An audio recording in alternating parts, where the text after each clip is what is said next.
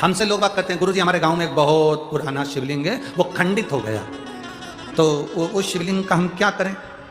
हमने कहा फोटो भेजो जरा शिवलिंग का। अब उन्होंने फोटो भेजा शिवलिंग का, और फोटो भेजा तो फोटो आया। फिर हमने आश्रम पर जब फोटो आया कुबेरेश्वर धाम पर, तो ऑफिस के उस व्हाट्सएप पर हमने देखा, चेक करा, तो हमने कहा शिवलिंग कभी खंडित नहीं होता। शंकर के शिवलिंग के अगर बारीक बारीक टुकड़े टुकड़े भी हो जाए, कण कण भी अलग हो जाए, तो भी वो शिवलिंग ही कहलाता है। कभी जाना कुल्लू मनाली में बिजली महादेव हैं, कभी मौका लगे तो बिजली महादेव का दर्शन करने जाना।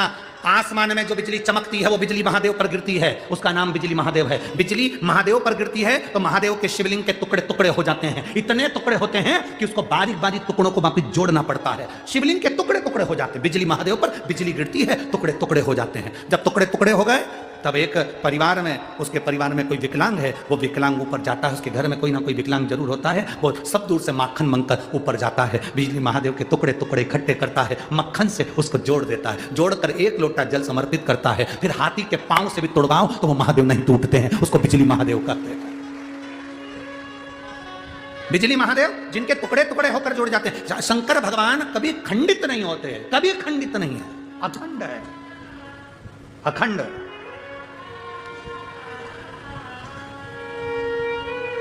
आपके घर में कोई शिवलिंग है, वो खंडित हो गया, आप उसे खंडित मत मानना, उसकी सेवा करो, पूजन करो, आराधना करो, फल देगा।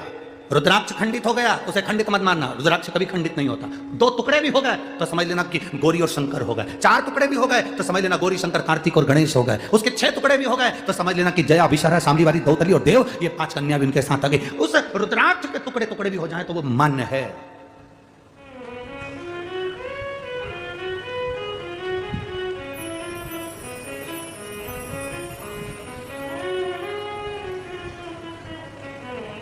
सीहोर में कुबेरेश्वर धाम पर जो रुद्राक्ष मिलता है, उसमें अगर थोड़ा सा भी रुद्राक्ष, कई माताएं कहती है ये खंडित है। अब उनको समझाने वाला कौन समझाए? ये तो खंडित है, भैया हमको दूसरा दे दो। उनको समझना चाहिए रुद्राक्ष शिवलिंग कभी खंडित नहीं होता, वो अखंड है। सबके जाने की कथा है, राम जी के वैकुंठ जाने की कथा है, कृष्ण भगवान के जाने की कथा है, सारे देवताओं के जाने की कथा है। आपने कभी शंकर जी के जाने की कथा सुनी क्या, कि शिव जी इस पृथ्वी को छोड़ के चले गए? नहीं, अखंड।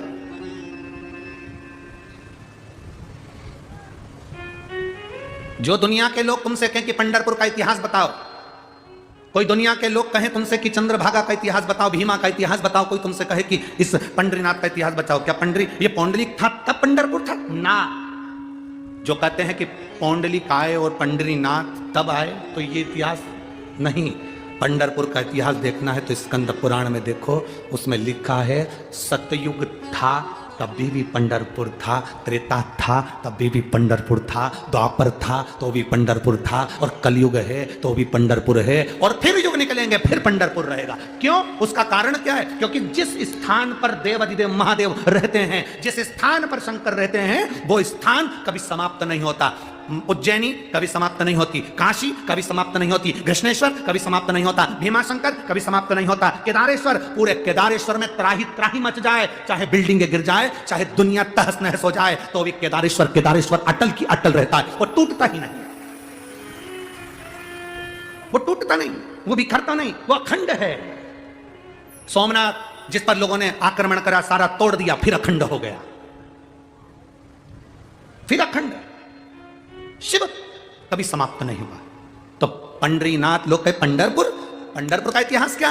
पंढरपुर का इतिहास यह कहता है शिव पुराण का कि पंढरपुर आज का नहीं, पंढरपुर में हरि विठ्ठल महादेव दोनों विराजमान है। जहां शिव है वो कभी समाप्त नहीं हो सकता, वो अखंड है, अखंड है।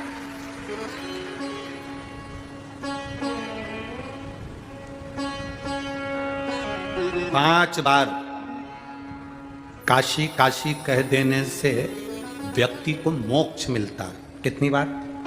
जम के बोलो जरा। 5 बार काशी काशी कह देने से व्यक्ति को मोक्ष मिलता है। शिव महापुराण कथा कहती है 1 बार मुख से हरिहर विठ्ठल कह देने से दुनिया को तृप्ति प्राप्त होकर परम धाम मिलता है। केवल 1 बार मुख से विठ्ठल नाम का, क्योंकि शिव विठ्ठल में समाहित और विठ्ठल शिव में समाहित।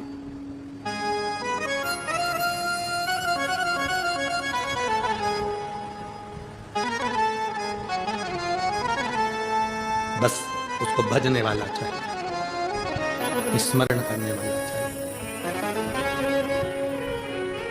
मेरा बाबा भोलानाथ जिसके सिर पे रख दे हाथ, कर दे वारे के न्यारे नंदी पे चढ़।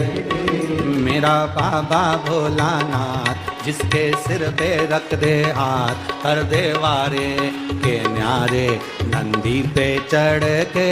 मेरा बाबा भोलानाथ जिसके सिर पर रख दे हाथ, कर दे वारे के न्यारे नंदी पे चढ़ के। बड़े भाव से दोनों हाथों से।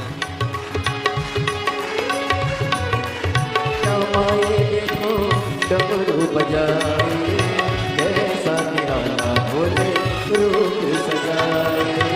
बस मेरा माए देखो डमरू बजाए, कैसा निराला भोले रूप बनाए। बस मेरा माए देखो डमरू बजाए, कैसा निराला भोले रूप बनाए। बस मेरा माए देखो डमरू बजाए, कैसा निराला भोले रूप बनाए। गले में सरकों की है माँ, जिसके सिर पे रख दे हाथ, कर दे मारे के न्यारे नंदी पे बैठ के। गले में सरकों की है माँ, जिसके सिर पे रख दे हाथ, कर दे मारे के न्यारे नंदी पे बैठ के। मेरा बाबा भोलानाथ जिसके सर पे रख दे हाथ, कर दे वारे के न्यारे नंदी पे चढ़ के। मेरा बाबा भोलानाथ जिसके सिर पे रख दे हाथ, कर दे वारे के न्यारे नंदी पे बैठ के।